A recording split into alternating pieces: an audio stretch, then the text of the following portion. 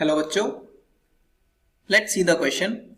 The question is, among the electrolytes Na2SO4, CaCl2, Al2SO4 का whole thrice and NH4, the most effective coagulation agent for Sb2S3 solve is. So basically इस question में हमसे पूछा है, हमें ये यहाँ पे 4 इलेक्ट्रोलाइट्स दे रखे हैं. इन चारों इलेक्ट्रोलाइट्स में हमें बताना है कि कौन सा मोस्ट इफेक्टिव कोएगुलेशन एजेंट है Sb2S3 सोल के लिए. ठीक है, तो चलो इसका सॉल्यूशन देखते हैं. इस क्वेश्चन में जो हमारा की कॉन्सेप्ट यूज होगा वो की कॉन्सेप्ट यूज होने वाला है, सरफेस केमिस्ट्री में हमने एक रूल पढ़ा था, हार्डी-शूल्जे रूल. तो यहाँ पे वही की कॉन्सेप्ट हमारा यूज होगा, वो हम यहाँ पे लिख देंगे हार्डी-शूल्जे रूल. ये हमारा यहाँ पे की कॉन्सेप्ट यूज होगा. ठीक है, चलो इसको सॉल्व करते हैं. तो देखिए हार्डी-शूल्जे जो रूल था हमारा वो क्या बताता है. हार्डी-शूल्जे रूल हमसे कहता है कि जितनी ज्यादा वैलेंसी होगी किसी कोएगुलेटिंग एजेंट की, वो उतना ज्यादा कोएगुलेशन दिखाएगा किसी सोल के लिए. ठीक है, तो मैं एक बार लिख देता हूं इसके क्या बोलता है ये रूल.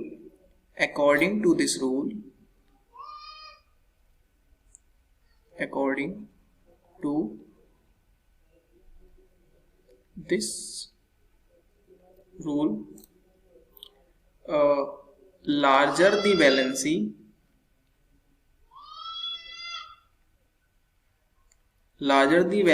of anion या cation. ओके, किसका एनायन या कैटायन होना चाहिए, यहाँ पे ब्रैकेट में लिख देते हैं हम, कोएगुलेटिंग एजेंट. कोएगुलेटिंग एजेंट का यहाँ पे कैटायन या फिर एनायन होना चाहिए. ठीक है, उसमें क्या होगा, उसकी कोएगुलेशन पावर उतनी ज्यादा हो जाएगी, वो उतना ज्यादा कोएगुलेटिंग एजेंट हो जाएगा. तो क्या लिख देंगे हम यहाँ पे, लार्जर दी कोएगुलेटिंग पावर.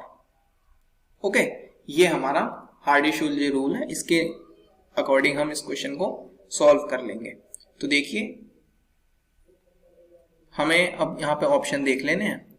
सबसे पहले ऑप्शन में हमें दे रखा है Na2SO4. नहीं, हमें बताना किसका है, Sb2S3 सोल का बताना है, Sb2S3.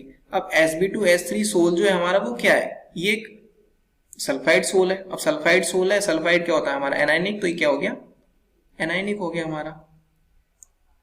अब एनायनिक सोल को हमें जब प्रेसिपिटेट आउट करना है, कोएगुलेट करना है, तो हमें क्या चाहिए होगा, कैटायनिक एजेंट चाहिए ना कोएगुलेशन के लिए. तो हम यहाँ पे क्या कर देंगे, हमें यहाँ चाहिए होगा कैटायन. ओके, हमें यहाँ पे कैटायन चाहिए होगा. अब हम देख लेंगे कैटायन, ये जो हमें ऑप्शन में दे रखे हैं इसमें जिसकी कैटायनिक वैलेंसी सबसे ज्यादा होगी भाई इसका आंसर हो जाएगा. चलो फाइंड कर लेते हैं. तो सबसे पहले हमें दे रखा है Na2SO4. इसमें क्या होगा, Na की क्या वैलेंसी होती है, पॉजिटिव, Na+1. सेकेंड हमें दे रखा है CaCl2. ठीक है, CaCl2 में क्या हो जाएगा, कैल्शियम की कितनी हो जाएगी, +2.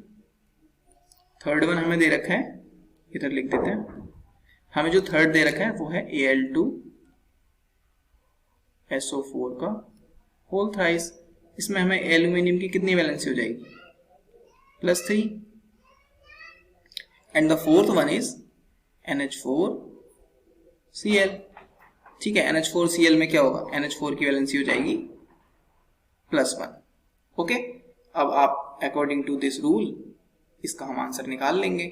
सबसे ज्यादा वैलेंसी इसमें हमें कौन सी की दिखाई दे रही है, तो ये देखिए आप, Al+3 की वैलेंसी सबसे ज्यादा है इसमें positively.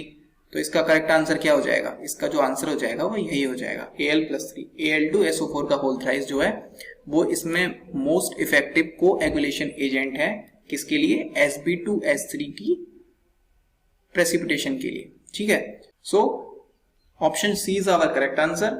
I hope you understood it well. Best of luck.